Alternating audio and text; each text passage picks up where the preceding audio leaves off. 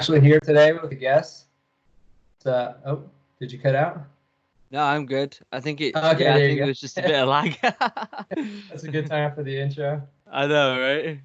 No, awesome. Yeah, so you're a Royal Marine. I'm a U.S. Marine Army now, but yeah, I figured it's good for us to get together so we can sort of share our experiences and just bounce off of each other. Yeah, yeah, You want to exactly. give your channel a little shout out before we Yeah. start? So my channel's Original Human. I used to do a lot of fitness stuff, and then I took a bit of a break and had a kid and developed a dad bod.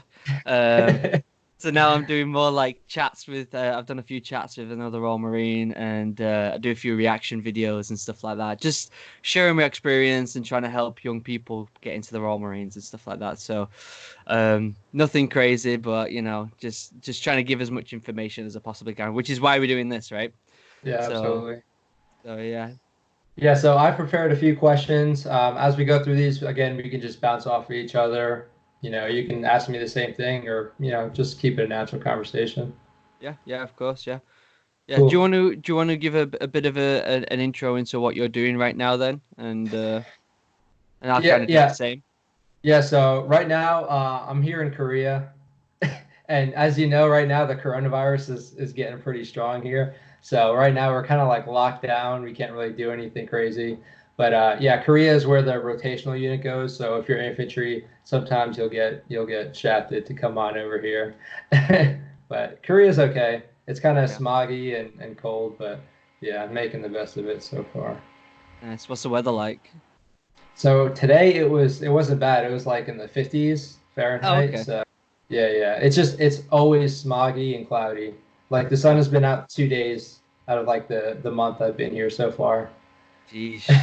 Yeah. Jeez, So yeah. I Yeah, it's imagine it's pretty a lot cold here. over in Maine. Yeah. Was it Yeah. probably like 30s or something? At the moment it's around 30s, yeah. Yeah. Okay. We had a bit of snow the other day, but to be fair, we've had a pretty decent winter. It's been mostly just cold and windy and not much snow and a lot of rain. We've had a lot of rain, which is nice. Which Hmm. as an Englishman, I actually don't mind the rain at all. I actually Really? really like the rain, yeah. I thought you'd Yeah. be pretty tired of it.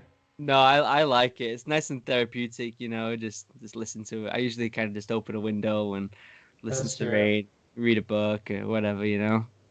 See, the rain's nice when you don't have to like actually train out in it anymore. You can just open a window and Exactly. relax.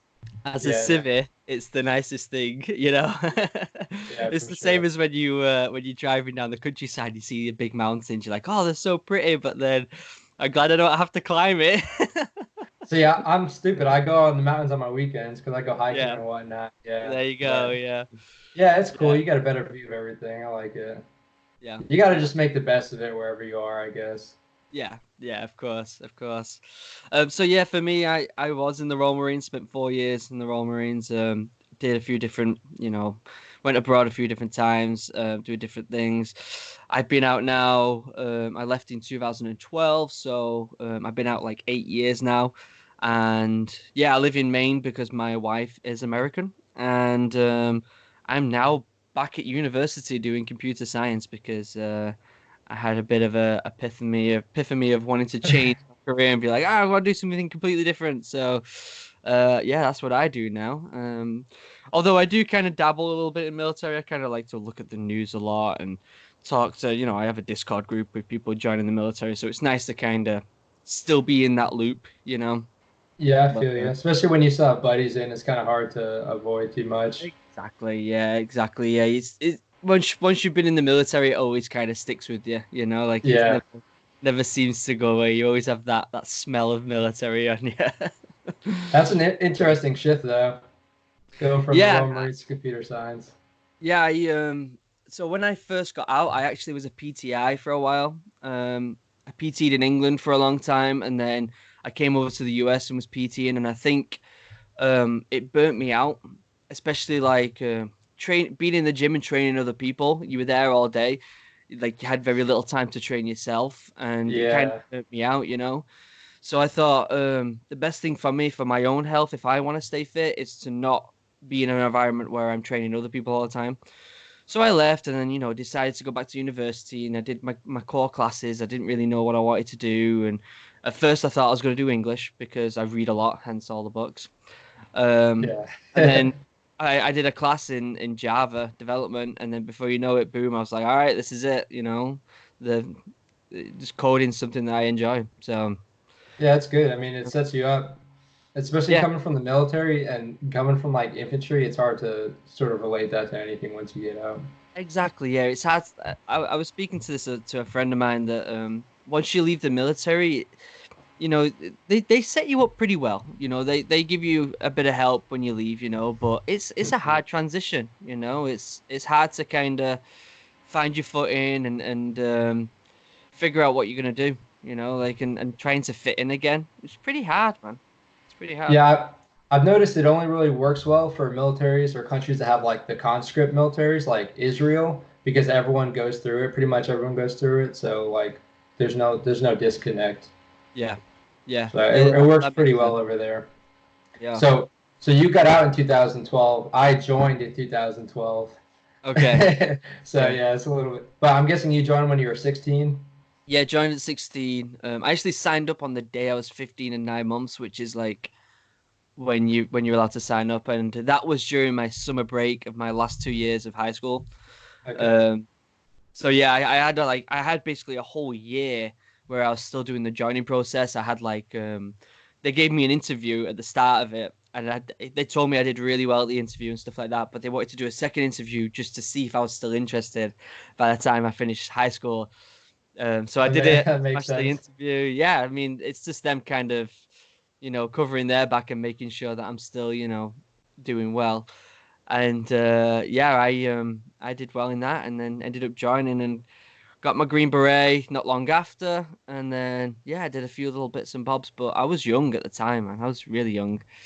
And sometimes you look back and it's kind of cringy at how young you were, and you're like, God, I was such a kid back then, you know? Yeah, I mean 16 is pretty young. For us, the way they make it do it is when you turn 17, you can join like if your parents sign off and everything, but you still have to do the last year of high school like in the delayed entry program, so you're like PTing and whatnot, like with actual recruiters. So when I turned 17, I joined, but I couldn't go to boot camp until I graduated when I was Oh, 18. okay. Yeah. Okay. And but what was the age like there? What was the average age in training? Honestly, it was all over the place. So we had like a teacher, he's like 26 years old. The Yeah. people who are like older and started their life, they didn't really do too well. It was Yeah. with the Marine Corps, it's like it really fuels off of like the young people who just join in and want to do like infantry and whatnot. So the majority was like 18-year-olds, but it kind of fluctuated. You had people that were upwards to like 30 years old too. Yeah. Okay. And a question, because I'm wondering whether it's similar to the Royal Marines. So you become infantry once you finish U.S. Marine training. Do you specialize after that? What's the process of getting like a specialization? Yeah, so when you actually join, when you sign up, when you're 17 or whatever, you actually pick your job then. A lot of times people go in open contract, which basically means they get their contract picked to them in boot camp. But that Okay. that's kind of stupid. You kind of hear how that's not going to work out for you whenever you're actually signing up. So I was able to pick. So whatever happens is you go through boot camp, you do 13 weeks there, and then afterwards you go on to your follow-on training. So for Oh, me, okay. yeah, for me, it was the School of Infantry was after boot camp, and that was another 2 months of actual infantry training. Okay. So every Marine likes to say like every Marine's a rifleman, but people Right. get that confused with every Marine is an infantryman. Right. So Right. yeah, yeah, they teach you Yeah. all the warrior stuff in boot camp, but infantry training is really where you do the infantry stuff, I guess. Oh, okay. Okay. That makes sense. It's a little bit different over here. You have to do all of the Royal Marines training. So everyone does all of the Royal Marines training, which is 32 weeks long. And then you spend 2 years, sometimes a little bit longer, sometimes a little bit less, as a general duty rifleman. Okay. And then you basically you have like a portal online, and you can pick like your top five specializations that you'd like.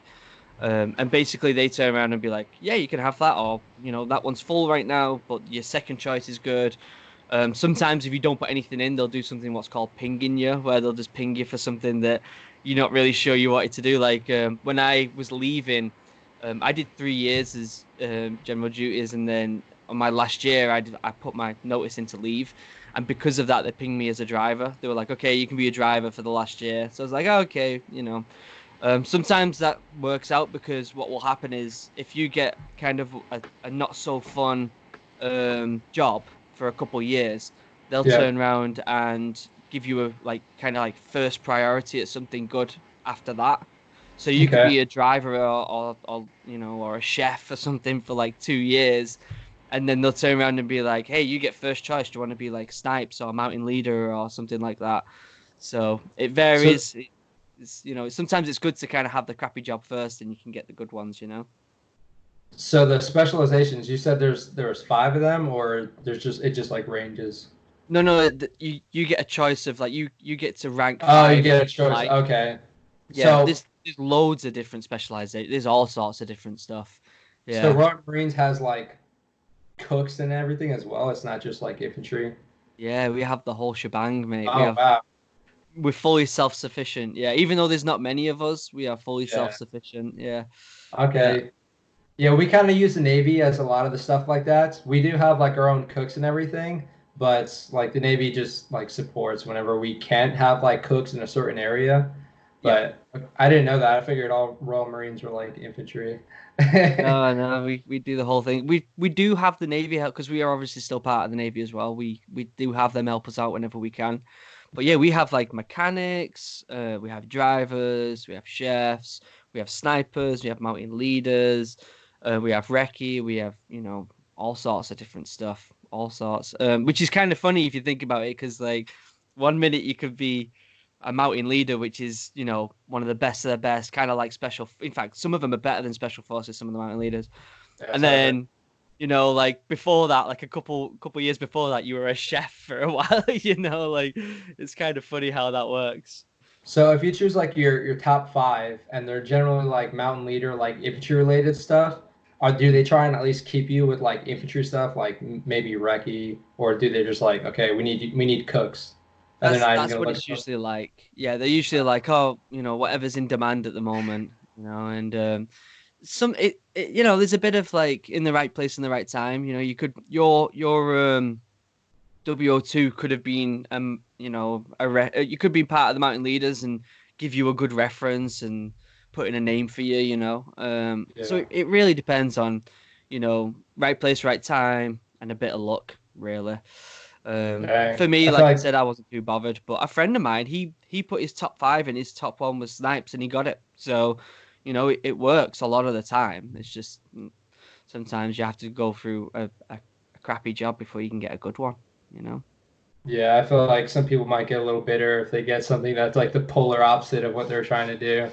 Yeah, I that mean, does like happen. even in like the Marine Corps and the Army, like so in the Marine Corps, no one will be driving like tactical vehicles unless they're part of like a mechanized unit or like a mechanized company. But in the Army, you can get it's called an additional duty. You can get tasked to be a driver, and that's like a duty that no one wants to do because it's like, hey, we need a driver to drive this person to the range like on the weekend or what have you. So people try and avoid that as much as possible. So that's just where I'm coming in with that. Like people don't want to be drivers. People don't want those extra duties and whatnot. Yeah, yeah, Especially driving. people who join infantry. Yeah, exactly. Yeah, because really and truthfully, in the Royal Marines, like people join because they want to be a rifleman or they want to be something really cool, like a mountain leader, or snipes, or recce, or mortars, or something like that. Yeah. So being pinged as a driver is never really that fun. But even driver, like that, there's such a range of different things you can do as a driver. Like some people are literally like a chauffeur for really, really high-ranking people, and then some people like what I was doing, where I was at Commando Logistics, and we were just kind of, you know, maintaining vehicles, going on field exercises, waiting for, you know, operations basically, and you know, we would have all the big 4 tonners and stuff like that. We'd never drive anything crazy, like we weren't tank drivers or anything like that. But Yeah. you know, we were doing some pretty cool stuff. We were waterproofing the vehicles, and you know, we would be you could drop people off on beach landings and stuff like that. It was pretty cool, you know. That So sounds even though pretty. it's a driver, like you can do some pretty cool stuff doing it still, you know. So like the first 2 years when you're like you're just general, what does that consist of? So you usually head to a unit. There's three different units in the Royal Marines. There's 4-5, 40, and 4-2. Okay. Um, there's also RPG. Geez, I forgot what it's called. There's another one as well, which basically guards some submarines. But I'm pretty sure they put that part as the main commando unit now. But that would have changed after I left. But when I was there was three commando units, and usually get put into one of them. Again, you get to try and choose. Sometimes it works out, and you get your choice you want. Like I chose 4-5 up in Scotland, and that worked out. Sometimes you just get pinged where if one of them's going to go abroad to Afghan in a couple of weeks or whatever, then sometimes you get put into that one. Um, so yeah, you'll go up and you'll just be at a unit and you'll be doing training and hitting the gym and going on runs and just keeping your skills up, waiting until you um, go abroad basically. Yeah. And you do some fun stuff like we did 6 months of pre-deployment training. But in between that, just to kind of help us relax, we went down south and went surfing for a week. We did all sorts of really cool stuff as well, just to kind of mentally keep you alive, so you're not just constantly like, Yeah. okay, we got to do this, we got to do this, we got to, go do some CQB, we got to go for a row, we got to, it's nice to kind of keep you alive a little bit. So when you were saying the submarine thing, we have a similar thing. Now, sometimes if you can't just get an infantry contract, there's something called a security force contract, which basically means instead of serving 4 years, you're serving for 5 years, which is what I did. So the first 2 years is you go and guard nuclear submarines, and Yeah. when you're there, you have the option to go to like the CQB team, which is what I did, Okay. because the guard force is pretty miserable. You're just guarding stuff. And then after those 2 years, you go and do infantry for like 2.5 years. Yeah, that So seems yeah, exactly what it was like. So I just remembered it's called FPGRM, Fleet Protection Group Royal Marines, and they do the same thing. They just guard some nuclear submarines. It's called being on the in the wire or something like that, where basically yeah, you yeah, and you get yeah, we call it the same thing. yeah, you just have to guard them and you don't get any contact with the outside world for a while, and then Yeah. luckily, I didn't do that. Although I did an operation called Op Cougar where we was doing anti-piracy. Um, Okay. Even though I never went to that base, I was part of that unit doing the operation. So I basically when we were doing 6 months of pre-deployment training, right at the end of the training, right before we were going to go to Afghan, they were like, anyone who's not able to drive, because this was before I was driver, obviously, this was before I put my notice in. They said anyone Yeah. who's not able to drive is going to get replaced with Royal Marine reserves, and the rest of you are going to be basically waiting around. We call it BCR, Battle Casualty Replacement. Okay. So there was a lot of us. So I was like, well, anything that pops up, I'm going to volunteer for. And Op Cougar popped up. They were like, we need 5 lads to go basically maritime security, just guarding ships. Yeah, that's Um, awesome. so yeah, I put my name up for that. We went abroad, but when we went abroad, that's when we were actually associated with FPGRM, even though I never actually went there. Yeah. So when you say going abroad, does that mean like going on deployment or just like going to a Yeah. different duty station? Okay. Yeah, it was going on So deployment. Yeah. so you're on a ship, I guess? Yeah, I was on a very small ship. Hmm. It was really small actually. It was about I'd say it was like 110 meters long with about 100 crew. It wasn't big at all. In fact, it was so small that um, the way the Navy works is I think it's like 3 months they rotate. They have like three groups, and only two groups can fit on the Yeah. ship. So one group goes on leave, and then after 3 months they rotate. And Okay. during that rotation, there wasn't enough beds for the five Royal Marines. That's how small this boat was. So they would put us in a hotel, and sometimes we were put in That's these awesome. really nice hotels in like Bahrain and like Abu Dhabi and stuff like this, and Yeah. just kind of living the dream and going out on the beach and going out and having good food. They'd give us these like military cards, the bank cards, so they'll give you like a certain amount of funding for food. It was like £40 a day. So there was like an ungodly amount of money to go out and get food and just enjoy yourself. It was pretty cool.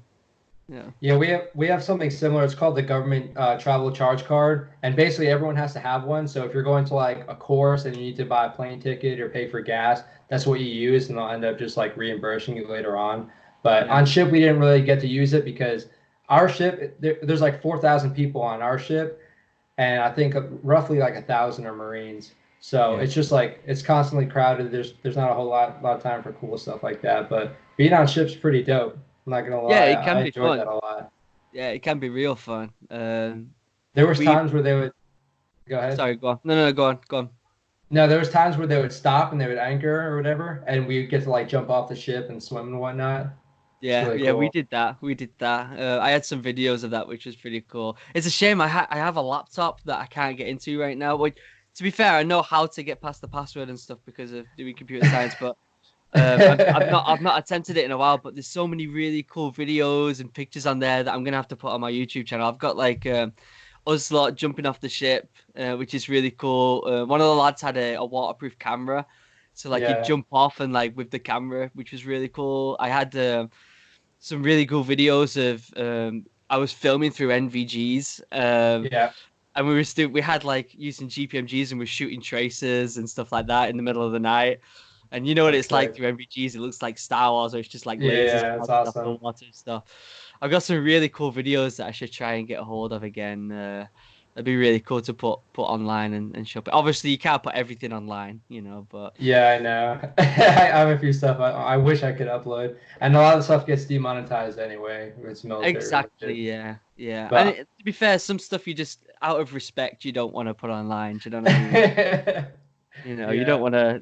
There's other people in the military in there that probably don't want their faces all over YouTube and stuff. Like it's pretty difficult to walk that fine line of not getting demonetized and not, showing people who don't need to be shown. Some people, go special forces and stuff. So the last thing you want to do is start putting their face all over YouTube. yeah, that's true.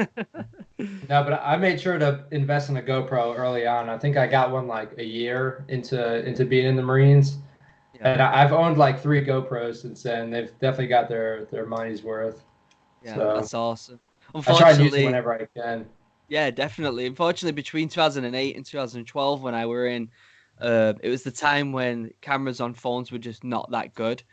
So, it was hard for me to get some good pictures unless I had an actual camera. And it's such a shame because I was doing so much cool stuff. And I don't know why. I don't know whether it's because I was just young, but I had no interest in videoing things and taking pictures and stuff.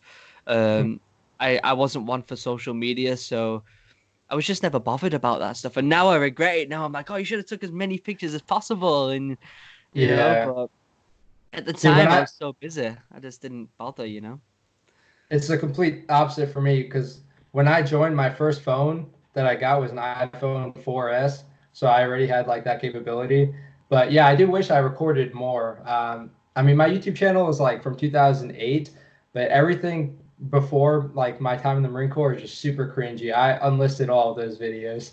Nice, nice. They're the Yeah, best videos, mate. The cringy ones. I left the first video I ever uploaded, so that's still on there, and that's pretty cringe. Yeah, it's cool. It, Yeah, when it's I when I it's started totally talking about fine. Raw Marine stuff, I deleted a bunch of videos because I just had Yeah. videos on there that were just me like in the gym working out. There's still a few of them, but some of them were just so unnecessary. I was just like, this has nothing to do with my channel anymore. I'll just get rid of it.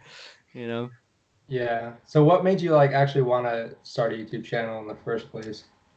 So I think what happened was at the time I moved to the US and I was following a YouTuber called Elliot Hulse at the time. He's like a fitness guy, Okay. and he had a competition where it was like make a video, talk about yourself, and we'll pick whoever many winners, and we'll award it was basically to win his book that he just wrote. And Okay. I put a video up as soon as the competition went up, and I actually won it, and I got the book. And I thought it was really cool. I was like, oh, like these people are actually watching the videos, and I mentioned the Royal Marines in there a little bit, and the amount of comments that were like, "Tell us more about the Royal Marines," blah blah blah. So I was like, "Hey, there must be like a bit of an audience for this." So Hmm. um, my start was just vlogging. I'd start vlogging. I did all sorts of different stuff, and then it slowly transitioned into mostly Royal Marine stuff. When I spent some time in Barcelona. Me and my wife went there while she was teaching in school for about Okay. 3 months, and I all I had was online classes. This is when I just started university. I had Yeah. like online classes, and I had the rest of the day to myself. So I'd go to the gym, I'd film all sorts of stuff, and it was great. And my channel went from, you know, no subscribers to I think it was like 4,000 in a blink of an eye, and then, we had the kid, and then we had to stop. But it was most of the Royal Marine stuff that got people interested. So I was like, if people want to hear it and it helps them out, then I'll try my best to sort that out and give them the information. What about you? Why did you start at YouTube? So again, I started mine in 2008. So that was when I was just entering high school. So I was 14 at the time, and then it wasn't really a good reason. My mom was like getting rid of her old video camera, so I'm like, I'll use it and I'll start making some cringy. I was doing like action videos with like Nice. myself and my airsoft guns. So it was kind of just my way of like expressing myself. I didn't do like sports or anything, so I guess that was how I spent my free time, just doing a bunch of stuff like that.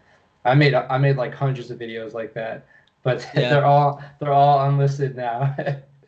that's really cool. You say you did airsoft? Yeah, I did. I went hard into airsoft, dude. Really? I didn't even know what this was until recently. And there was a guy who does an English guy who does airsoft videos who's in the army, and I just watched some of his videos and decided to react to one, and that one got a lot of attention. A lot of people want me to try airsoft because I've never done it before. So I was like, Yeah. maybe I've been looking at places in Maine to see, if there's anywhere that do it. There's a few places apparently. So I might Mhm. give that a go at some point. I've no, I still don't really know what it is. I know it's just like kind of BB bullets that just like you just playing army basically. Do you know what I mean? Yeah, And dude. You can really get in the weeds if you start getting into airsoft. I But it's bet, I cool. bet. It's probably more popular in the U.S. just because obviously we love guns over here. Yeah, So, yeah, yeah. You but definitely love it's guns it was over here. easier. Yeah, I've But seen I've seen a lot of people, especially in Maine, if you go up north, people just walking around with handguns and stuff like that, which hell sounds yeah. normal to you, but coming from England where there's no guns at all, seeing just people walking around randomly with handguns, you're like, oh, that's kind of Yeah. strange. Like, what's going on here? But I Some guess that's people the are a little norm. showy with it.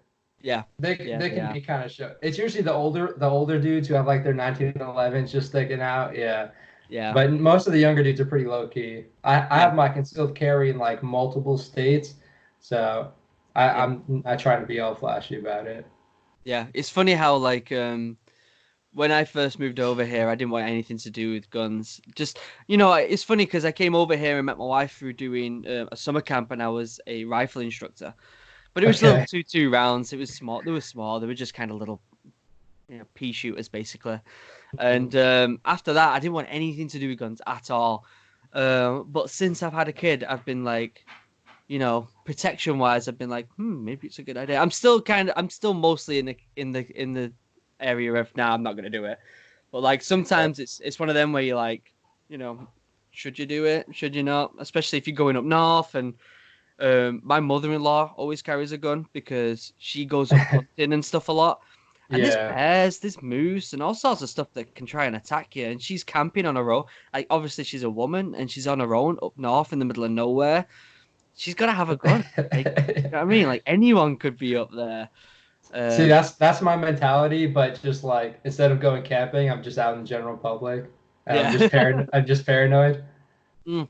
But yeah, But now I've that's a good now I've reason got to a have kid it. as well. It's kind of like, is it worth having it? Like sometimes you got to think about these things. You know, to be honest, the chances of anything happening is so small. But touch wood, it doesn't happen. Like there is a chance still. In England, there's barely no chance that anyone's going to come into a store with a gun or anything. There's pretty much zero chance. But Yeah, over here, it happens. It yeah, happens. So it does. sometimes you got to think, should I get a gun? Should I not? But I'm Yeah, it's a probably little not out of gonna. control. Yeah, I probably won't get one. I'll probably just keep a bat by my bed just in case anyone tries to sneak it or anything. I mean, there's plenty of alternatives. You want to get like a crossbow or bow and arrow or something. You can get whatever you want in the States, I Someone guess. breaks into the house and you just whip out a crossbow. Yeah, crossbow That's, with like a laser and yeah, NVGs. yeah, that's pretty funny. That's That'd be pretty sick. funny. Yeah. So, Go on. Sorry. no, you go ahead. Yeah, I was gonna say, my mother-in-law and her. husband have like a whole safe full of so many different rifles and Oh guns and stuff. yeah. It's like why? Like why? But some people love it. It's like a hobby, you know? It's like a When I hobby got for back people. from when I got back from my last deployment, I just got like a P90 just because I could. Yeah, It's exactly. Yeah. I don't know, it's cool I guess, but yeah, it's weird when you have a kid, especially. You really need like a good safe Oh yeah, because it definitely. happens all the time in the States where a kid will find a gun and shoot it or Exactly. something.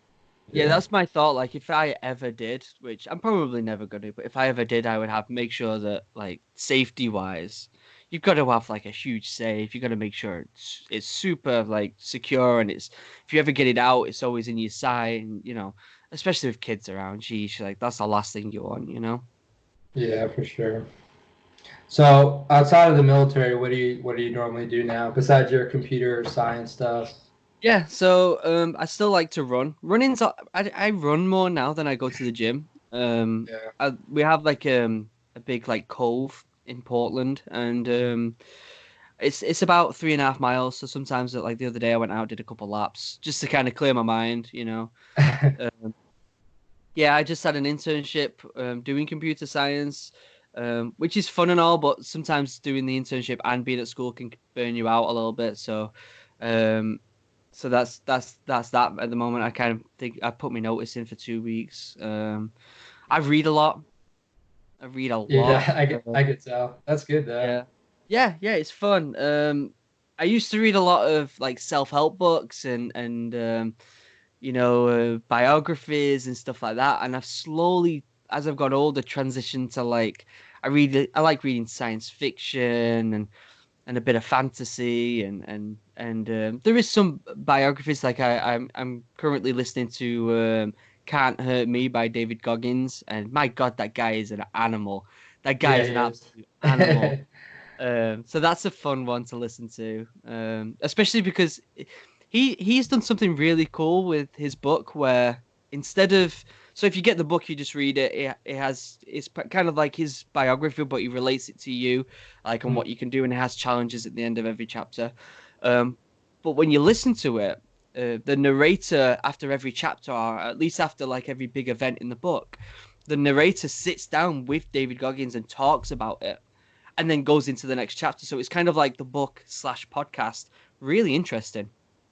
That's Yeah. pretty cool. Yeah, it's I've been really trying to interesting. get into more books like that because in the army they have something called Master Resiliency Trainer, which is what I went to, and it's like a 2 week course. You learn to like keep people resilient, basically.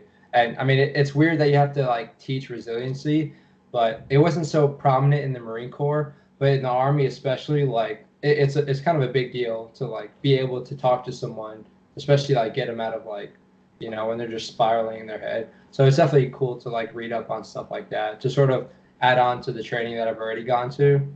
Yeah. But I mean, it's beneficial as a leader, I guess, because I'm still Yeah, in the definitely. military. I guess I need to invest a little bit more into making sure I'm gonna do this long term and be Definitely. good at doing it. Yeah, and it all stems into mental health, doesn't it? At the end of the day, like making sure that mentally you can be like on point when you need to be focused, be determined. Yeah. It's funny how this wasn't even really a conversation like 5, 6, 7 years ago, and now being resilient and having the right mindset is a huge conversation, and it's a Mhm. huge talking point on my like the comments I get about like how can I improve my mental toughness and stuff like that. That's some of the Yeah. big that's just as important to a lot of these people commenting as it is for like how do I improve my pull-ups and my press-ups and stuff, which is a good thing. It's a good thing for people are concentrating on that. Yeah, I've noticed like in the army, it's more prominent for people to be like, I don't know. There's a society in the army where if you don't want to do a certain training or what have you, you get something called a profile, which basically means like you get a minor injury and it excludes you from training. Right. Now, people sort of take advantage of it in the army. In the Marine Corps, they have a similar system, but people didn't use it as much. People were just more resilient and they were able to like push through it, but I don't know why in the army it's a problem. So I think they're really trying to focus money and efforts into make sure there's actually resilience. Like Yeah. before, it was just hey, if you have PTSD or depression, like tell us. But right now, it's like it's more preventative, I guess, and it is Yeah. helping Yeah, because that's awesome. I've used it on a few soldiers so far, probably Yeah. about four of them. That's really good. Yeah. That's really It's impressive that they do that. I'm it's wondering just whether like the Royal Marines are doing anything like that at the moment, because I know when I was in, there wasn't really anything like that. yeah. Because I went through a lot of mental stuff, especially when I was just getting out. I drank a lot and stuff. Mhm. So I could have done with someone to talk to about that. So yeah, it makes me wonder if there must be trying because I've seen different things on their websites now about mental health and stuff. So it'd be interesting to see what they do now. Yeah, that's cool that you do that. So you want to read more books about mental health and about resilience and Yeah, I saw a good one. I forgot the name of it. I ordered it, but it takes like 2 weeks to get here to Korea. But it's yeah, sort of about using. I'm not like a huge gamer, but it's about using video games to help with your mental health, and to the point where you're not using it as a crutch. Like people use video games or drinking as a crutch. It sort of creates like a healthy balance. So I know it'd be good for not necessarily me, but my soldiers, because a lot of them get into video games. yeah. So it'd be interesting for me to check that out, just see if I Yeah, can related to them at least. yeah, that's a great idea. Video games are good. I actually used video games when I was in the military as a bit of a getaway, as a bit of a take your mind out of things. Mm. And although I still game, I don't do it as much these days just because having a kid and stuff, you don't get time. Like, too Yeah, busy. yeah, I feel you, dude. Especially like like all these like Call of Duty, these online shooters that I used to be so good at. I get online now and I just get absolutely destroyed because I don't keep up with it and I don't Yeah, like it's I don't. aggravating. Yeah, and I just get hammered. So these days I try to just I bought some military sims actually for my PC that I've been playing like on and off on the YouTube channel. Mm. Um, just because it relates to people joining the military, but I'm just so terrible. Like these days, I try to just stick to story-driven games, so that I can pause it whenever the kid's crying and go and help. Yeah, Um, yeah. I'm the my same God, way. I'm bad at them now, mate. I'm so bad at video What's games. what's weird is when I try and get like into stuff like Call of Duty 4, I try to get back into Call of Duty 4 after I joined the Marines, and I would only use the weapons that I actually used in the Marine Corps. I don't know why it was a thing, but they were always the worst guns, and I'd always get stomped on. And yeah, Yeah. I gave up. I got like too upset. Yeah, I do something similar. I play a bit of Rainbow Six Siege every now and again, and you can have an SA-80, which is what I had in the Marine. So I always Yeah. pick that gun. It's not the best. It's nowhere near the That, best gun in the game. yeah. But I'm like, oh, it's cool. It's the one. And every time someone comes up, I'm like, oh, it's the gun I used to have in the Royal Marines. And like, yeah, cool. Cheers. It's just happy for me. It's just funny. I don't think I knew a single Raw Marine who actually enjoyed the SA-80. Nah, it was geez, that thing. You would just be within proximity of water and it would start rusting. Like it was ridiculous. That weapon is it's heavy, it's clunky. It shoots pretty well. It's pretty accurate, Yeah. but it's just I don't know. It seems more hassle than it's worth. They've done a lot of upgrading to it as time's gone on. Like they've changed. They had like a plastic handle on it. It's changed to more like a handle with like Picatinny rails on it and stuff. Yeah. So you can see they're trying to adapt it into a more modern rifle, but they need to really just get Get something rid new. of it. Yeah, Yeah, it's kind of like just- I got yeah, the shot at a few times. It felt like pot metal and like and it yeah. kind of felt like an airsoft gun. So if you got like a nice airsoft gun, that's what it feels like. Yeah. Yeah, it's just I don't know. It seems old for what we need now. It needs to be renewed. And to be fair, there's when you go on operations, when you go abroad, that there is different rifles that you get. I was actually trained on a sharpshooter. I can't remember what it was called. Um, but it was a fantastic weapon, like absolutely fantastic, brand new. And I got trained on that.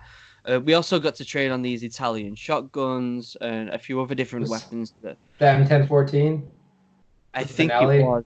Yeah, yeah, That's it what was. Yeah, yeah. yeah. That's what we had in the Marines too. It's a, I it's a love that decent. shotgun. Yeah, it's a decent shotgun. Yeah. It's fun.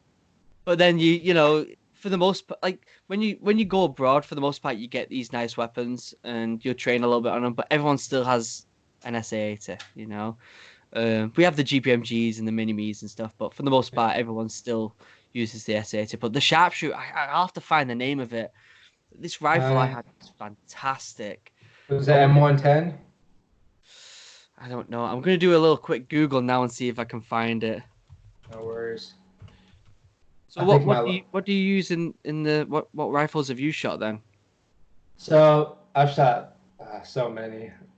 In the military, I've shot a lot, but in outside the military, I've shot like way more. So in the Marine Corps, you start off. I had the M16 A2 in boot camp, Okay. and then we got the A4, which is pretty much just it adds a rail, and we had that with the ACOG optic. Yep. And then the Marine Corps transitioned over to the M4 for the Mm. infantry, and then after that, we got the M27, which is Yeah. like a German rifle, Yep. and that's pretty nice. But in the army, we just still have the M4. That's Not a awesome. fan. I mean, it's Yeah, better than an SA-80, mate. yeah, it is. Better than SA-80. I've just We found got it. to. It's the L12-9A1 sharpshooter shooter. Nice. Um, Let me repeat that in case anyone's watching it and wants to Google it. It's L12-9A1. I need to Google it Um, too. it's pretty fancy. It was heavy. It was big. It shot 7.62. Okay, yeah, nice. The But first it, result was that, and then airsoft. yeah, of course, that's off. Okay. Um, but it's a good weapon, mate. I really enjoyed shooting it. Way more accurate than the SA-80, and it has more of a punch. Obviously, 7.62. It has way more of a punch. It Um, looks like a shorter version of our M110, which is pretty okay, much standard with like our designated marksman or just like snipers in general. yeah, yeah. So this was basically like it wasn't snipes, obviously, but it was someone who could just pick off a few rounds at a further distance than an SA-80. Especially Okay. because it's got a better scope on it. You can get better visuals on things.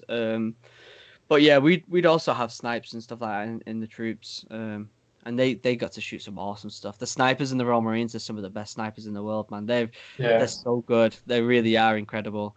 Um, that was one thing that I always kind of wish I wanted to do, but I ended up wanting to leave before I got around to doing it, you know. But yeah, that rifle was fun to shoot.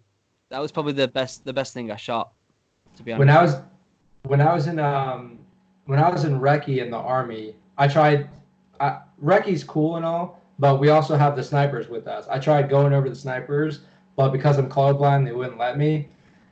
And I was like one of the better shooters, but we still got to cross train a lot because I was a platoon sergeant and you're in charge of the sniper teams and the recce teams.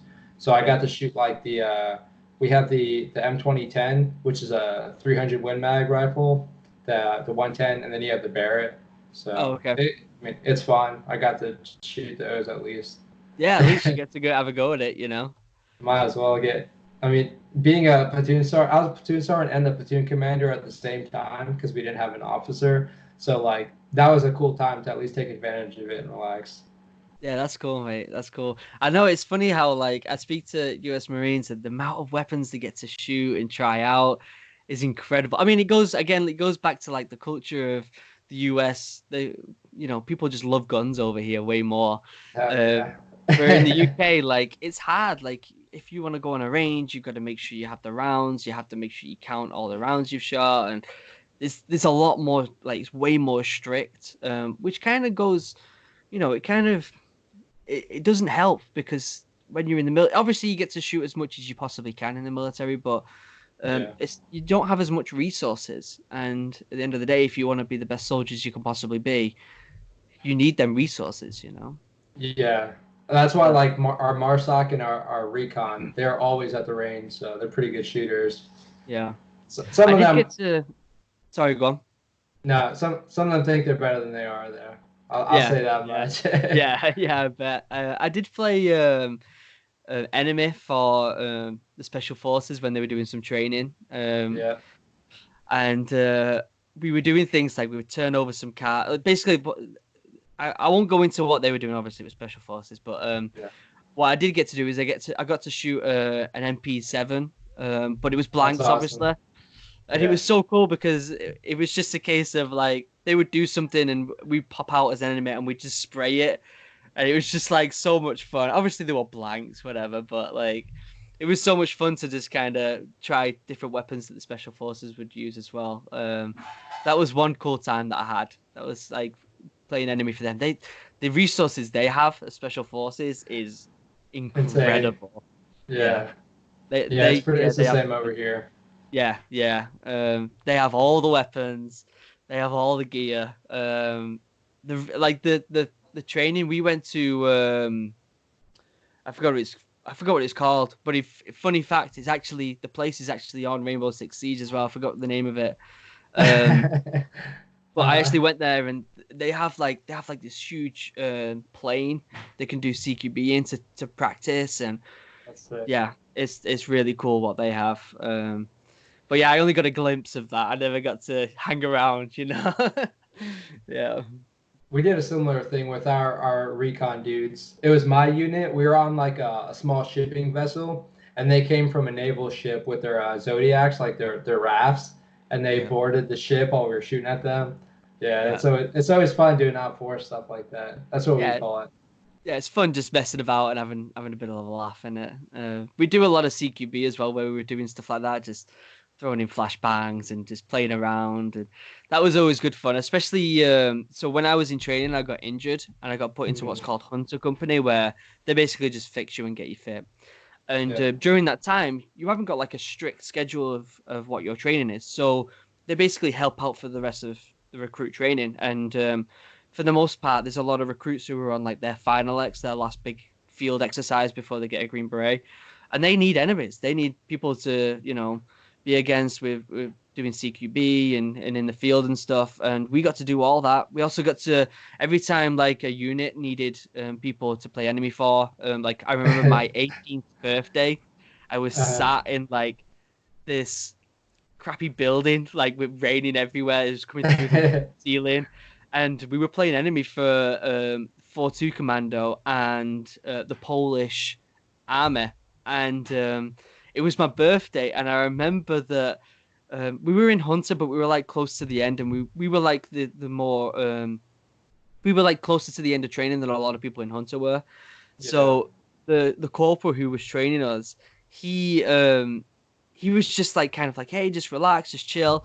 And one of the recruits mentioned that his family lived nearby. We were on Dartmoor, I think. It was either Dartmoor or Salisbury. And we somehow, I don't know how we did it. I think we used the corporal's phone, but we called his parents. They ordered us pizza, right? That came to this like crappy building and like a bunch of kegs. So we built this fire, we got Hell yeah. drunk, we had all this pizza, and we were still playing enemy. And before we know it, we're making so much noise that the Polish army who were on training, they heard it and they came in and they were like, get on the ground and stuff like that. And we were all drunk and stuff, messing about. Oh, it was a great laugh. Yeah, we had some good fun. Yeah. Dude, those are the best memories when you just take advantage of all the crappy times you're in.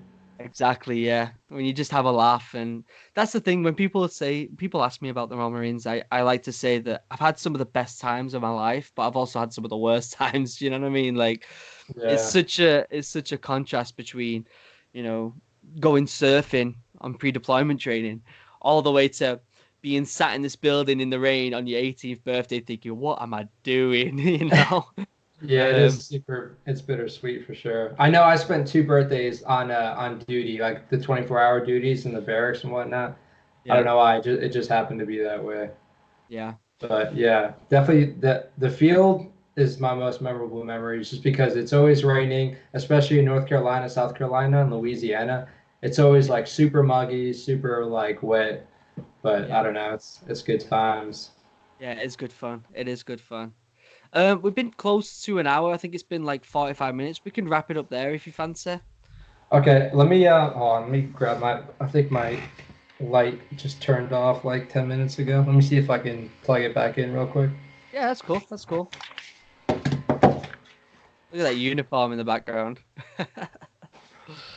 Jeez. Body armor and everything. That's awesome.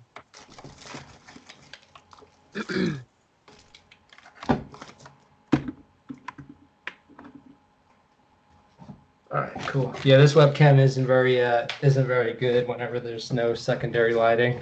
Yeah. I just went out and bought this fancy webcam, this What'd you Logitech. get? The Logitech, it's called like Brio or something. It's like a 4K one. Yeah, mine's a Um, Logitech too. yeah, I think it's. I also bought it because obviously doing computer science, I have a lot of like interviews and talks to people on the webcam. So it was nice to just get a decent one that would last me a while. Yeah, I know. I was just tired of like because with the reaction videos, I zoom in whenever like I show the actual video, and it just gets like horrible quality. Yeah. Yeah, usually It's when I'm just filming reaction videos and stuff, I try and use my phone. I have like a decent iPhone, so I'll like record on that and then I'll put the picture in and try and mess with it a bit. It's a yeah, bit of a pain though. I I've know. I actually feel just you. I just filmed a reaction video to a parachute regiment video that I need to upload, so I'll get that one uploaded as soon as I can. But yeah, Yeah, it's those been are about an awesome. hour. Yeah, it's been about an hour. We can call That it flew quits there if by. you want. Yeah, I'll stop recording in a second after we say bye, and then we'll chat a little bit, and then we'll call it a day. cool. Uh, so I guess I'll just say to my people who are watching, thank you for watching. If you like videos like this where I'm talking to other military members, let me know in the comments. So yeah, go ahead. Thanks for having me, and I'll comment to my people. Go and subscribe to Original Human. He's got a lot of cool videos. It's cool just to get a point of view from someone across the pond. I Yeah, mean, you're maybe not we can. not anymore, but I know. Yeah, I guess not. Yeah, maybe we can do this again at some point. yeah, for sure, dude. Yeah, it'd be nice. It'd be nice. All right, take it easy. Yeah, you as well.